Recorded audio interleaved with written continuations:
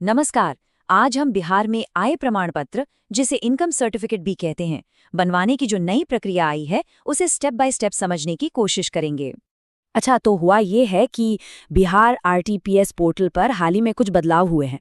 और सच कहूं तो कई लोग इनकम, कास्ट और रेजिडेंस सर्टिफिकेट के लिए जो नई शर्तें आई हैं उनसे काफी कंफ्यूज्ड हैं, खासकर जो एक्स्ट्रा डॉक्यूमेंट्स मांगे जा रहे हैं उनको लेकर। तो चलिए इस पूरी प्रक्रिया को आसान बनाते हैं। हम एक एक करके हर कदम को समझेंगे।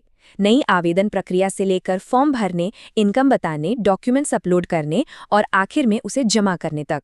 तो सबसे पहले बात करते हैं इस नई आवेदन प्रक्रिया की।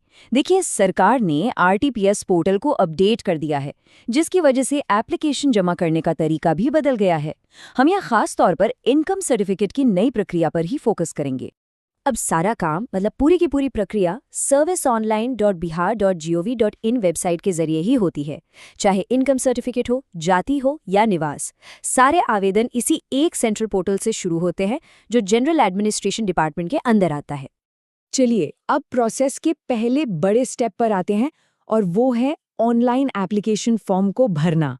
देखते हैं इसमें क्या क्या जानकारी देनी होगी।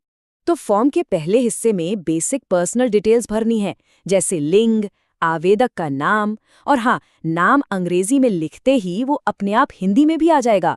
फिर पिता, माता या अगर लागू हो तो पति का नाम। एक बात ध्यान रखने वाली है कि मोबाइल नंबर देना बहुत जरूरी है, क्योंकि उसी पर ओटीपी आएगा। ईमेल आईडी ऑप्शनल है, चाहे तो दे सकते हैं। पर्सनल डिटेल्स के बाद बारी आती है परमानेंट एड्रेस की।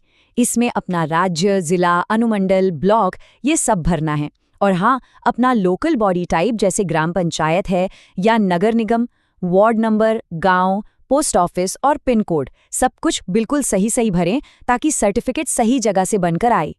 हाँ, एक फोटो भी अपलोड करनी होगी। लेकिन यहाँ एक अच्छी बात यह है कि अब फोटो को सेल्फ अटेस्ट करने की जरूरत नहीं है, बस एक नॉर्मल साफ सुथरी तस्वीर अपलोड कर देनी है। फॉर्म में आधार नंबर डालने का भी ऑप्शन है, लेकिन ये कंपलसरी नहीं है, मतलब वैकल्पिक है। अगर आधार नंबर डालते हैं तो उस नंबर से जुड़े मोबाइल पर एक ओटीपी आएगा, जिससे वेरीफाई करना होगा। अगर नहीं डालना चाहते तो कोई बात नहीं, आगे चलकर कोई दूसरा पहचान पत्र अपलोड करने का ऑप्शन मिल जाएगा। ठीक है, अब आते हैं दूसरे स्टेप पर, यानी अपनी फैमिली इनकम के बारे में बताने पर। और सच बताऊं तो ये हिस्सा काफी दिलचस्प है, क्योंकि यहाँ पारिवारिक आय का मतलब और उसे कैलकुलेट करने का तरीका समझना बहुत जरूरी है। तो देखिए, पारिवारिक आय का मतलब सिर्फ आवेदन करने वाले की कमाई नहीं है। इसका मतलब है आवेदक, उनके पति या पत्नी, उनके माता पिता और घर में साथ रह रहे अविवाहित वयस्क बच्चों की, सबकी मिलाकर जो सालाना इनकम होती है वो। और फॉर्म में इसी पारिवारिक आय को अलग अलग सोर्स से बताना होता है, जैसे सरकारी नौकरी से कितनी इनकम है, खेती से कितनी, बिजनेस से कितनी और बाकी स्रोतों से कितनी। हर जगह अमाउंट डालना है, या अगर कोई इनकम नहीं है तो 0 यानी 0 डाल दें। अच्छी बात यह है कि टोटल इनकम अपने आप कैलकुलेट हो जाएगी। अब आते हैं तीसरे और सबसे जरूरी स्टेप पर, डॉक्यूमेंट्स अपलोड करना। देखिए, ज्यादातर लोगों को कंफ्यूजन यहीं पर हो रहा है, तो चलिए इसे बहुत ध्यान से समझते हैं कि कौन कौन से डॉक्यूमेंट्स चाहिए। सबसे पहले तो एक पहचान पत्र चाहिए। ये वैसा ही है जैसा पहले भी लगता था। इसमें से कोई भी एक दे सकते हैं, जैसे Aadhaar card, voter ID, pan card, driving licence या कुछ और जो यहाँ लिस्ट में है। अब जो बड़ा बदलाव आया है वो है इनकम प्रूफ में। अगर परिवार में कोई सैलरी पर काम करता है या किसी को पेंशन मिलती है या कोई टैक्स भरता है, तो अब उनके डॉक्यूमेंट्स भी देने होंगे, जैसे सैलरी स्लिप, पेंशन स्लिप या फिर माता पिता का इनकम टैक्स रिटर्न यानी आईटीआर। और यहीं पर एक सवाल उठता है कि फॉर्म में जो अन्य कोई अभिलेख या अदर डॉक्यूमेंट्स का ऑप्शन है, उसका आखिर मतलब क्या है, उसमें क्या अपलोड करें। तो देखिए, इस बारे में जो जानकारी है वो बिल्कुल साफ है।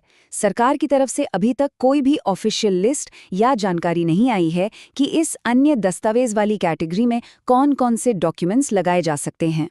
तो फिर सवाल उठता है कि अभी क्या करें। देखिए, एक प्रैक्टिकल सलाह ये है कि जब तक सरकार की तरफ से कोई साफ निर्देश नहीं आता, तब तक अन्य दस्तावेज वाले सेक्शन में अपना कोई पुराना बना हुआ इनकम सर्टिफिकेट ही अपलोड कर देना एक सेफ ऑप्शन है। ठीक है, तो जब सारे डॉक्यूमेंट्स तैयार हो जाएं और अपलोड कर दिए जाएं, तो बस आखिरी कुछ स्टेप्स बचते हैं एप्लीकेशन को पूरा करने के लिए। ये प्रोसेस काफ़ी सीधा साधा है। तो सबसे पहले एप्लीकेशन का प्रीव्यू देखें, मतलब जमा करने से पहले सब कुछ ध्यान से चेक कर लें।